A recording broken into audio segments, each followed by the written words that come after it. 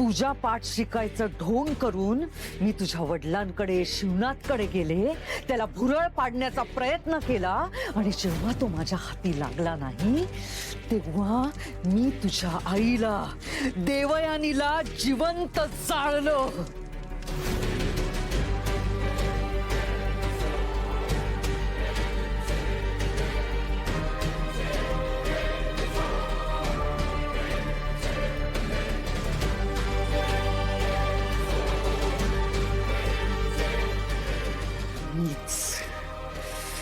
मीच तुझ्या बहिणीला राधाला घेऊन गेले.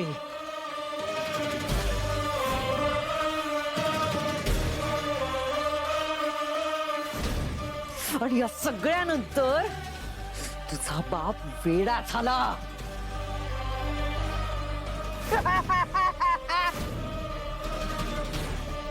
तू तुझ्या आई वडिलांपासून बहिणीपासून लांब राहिलीस याला कारणीभूत मीये.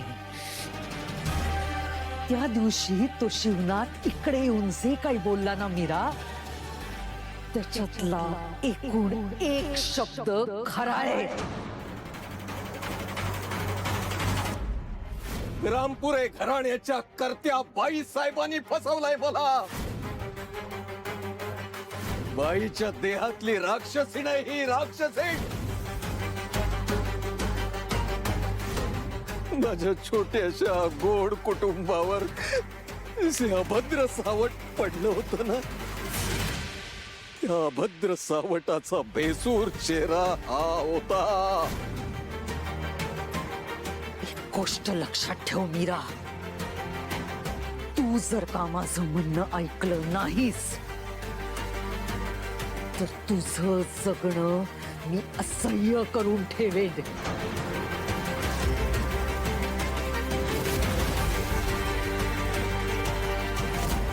कळतंय ना तुला? जा